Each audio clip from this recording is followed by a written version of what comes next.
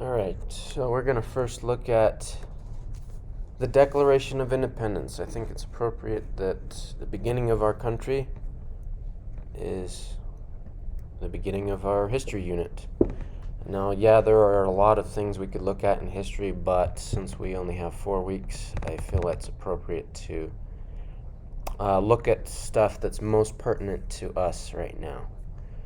So, the Declaration of Independence in Congress assembled July 4th, 1776. Yes, that's why we celebrate Independence Day. The unanimous declaration of the 13 United States of America. Unanimous means they all voted in favor. There was no three-quarter in favor, there was no majority, it was unanimous. When in the course of human events, or throughout life, it becomes necessary for one people to dissolve the political bands which have connected them with another. Now, the colonists felt like they didn't want to be the colonies, or it was unnecessary for them to be the colonies of the British Crown further. And so they assumed among them the powers of earth, or they were going to govern themselves.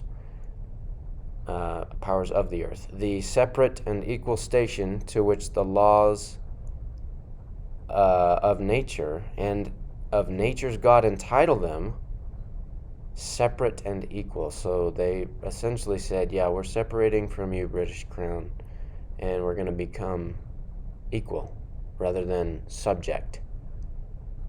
Okay? Nature's God entitled them. That's an interesting way of saying God. A decent respect to the opinions of mankind requires that they should declare the causes which impel them to the separation. Interesting. Why would they not just say nothing? Why would they not just boycott, But no, these were courageous men who said, we're not going to be a part of you anymore. They said it. They declared it. They gave evidence to the fact. This declaration. They did it officially. They were the representatives of the colonies, the Congress of the colonies. Okay, we hold now. Here are your causes or reasoning.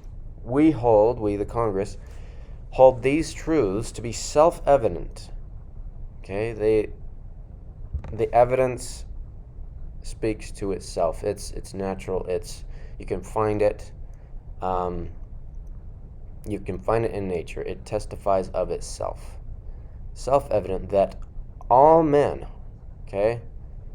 Now I don't know if they meant women here, but today, yes, men and women equal. All races equal. All men are created equal. Created equal. Interesting. So they believed that we were created. That they are endowed or given. Endowed is like given a gift. Dow, it means gift. I think it's in Latin. I'm not sure which, Latin or Greek, whatever. By their creator. Again, believed they were created by a creator of some kind. With certain unalienable rights. That means they can't be taken away, or at least shouldn't be taken away.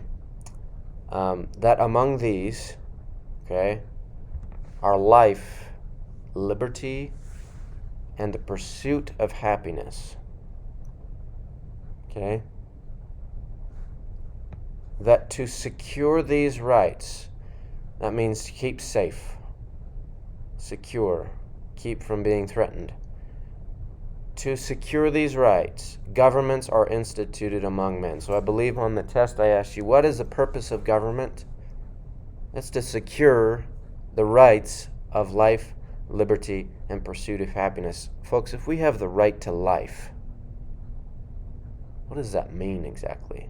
Apply that to issues today.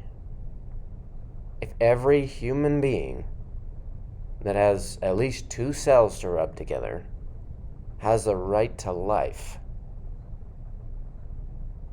then government should secure that right, right?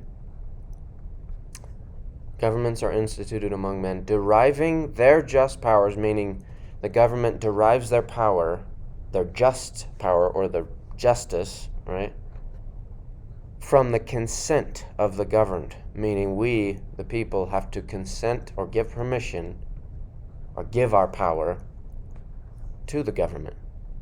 They don't have government by themselves, they have it because we give it to them. That whenever any form of government becomes destructive of these ends,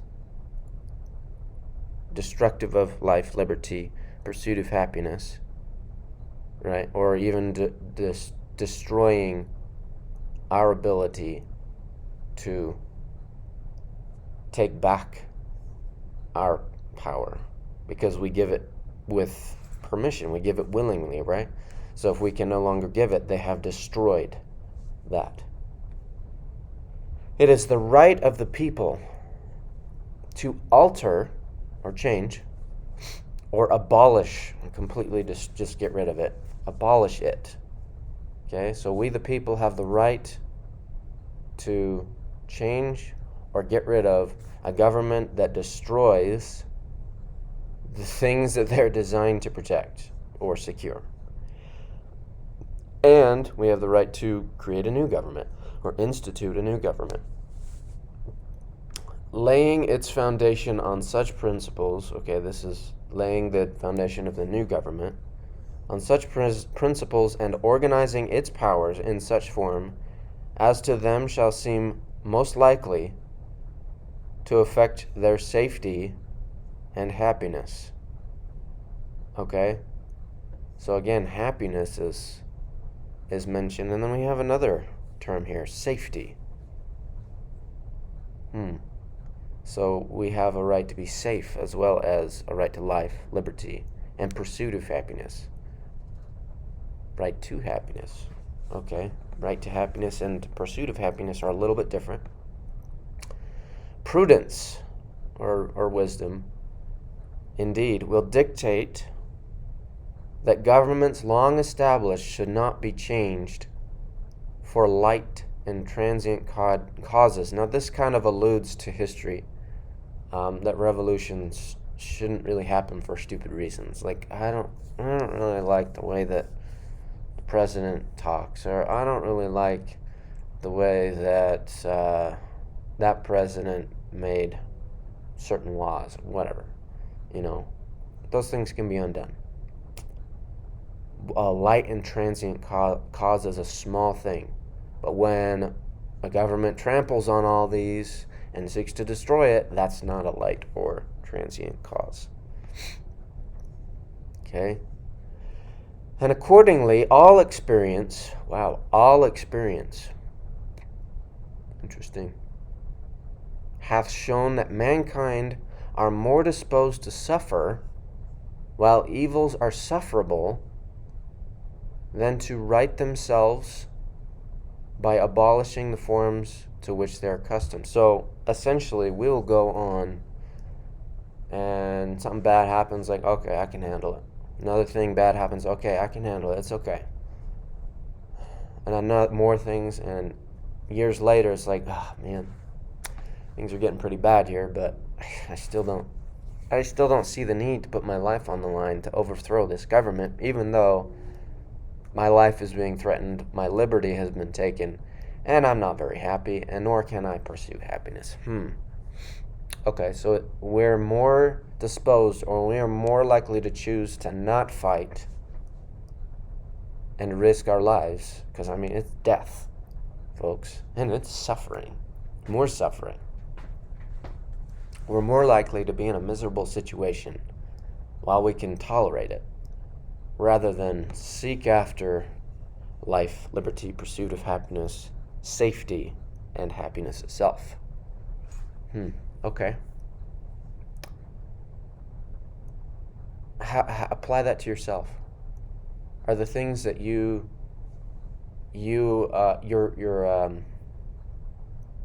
daily habits, are there things that you would like to change? Have you written your government about it? Have you sought to alter it? Think about that. And I'm guilty of the same thing. I'm okay with not shouting out because I don't want attention attracted to myself. But I'm getting there. Prudence indeed. Oh wait, I went there. Okay. Light or transient causes. Accordingly, all experience hath shown mankind more disposed to suffer, while evils are sufferable right themselves. Okay. But when a long train of abuses and usurpations. Okay, so a long time. Okay, we're talking decades here, folks. Long train of abuses and usurpations. That's taking, rather than that consent of the governed. Okay, the government is just taking. It's not asking. It's just taking. Okay, usurp is to take. Pursuing invariably. Okay, pursuing without variation, or pursuing one direct goal, the same object. Okay, the same object. Their objective is what? Evinces or shows a design to reduce them under absolute despotism, reduce them, the people. So it shows that, okay, you guys have been abusing us for a long time, and your goal is starting to appear, that you just want slaves. You don't care to ask for permission. You don't care to ask for power.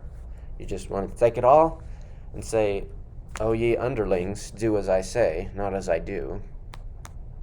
Okay, so under absolute despotisms, I, the mighty king, have all the power, right?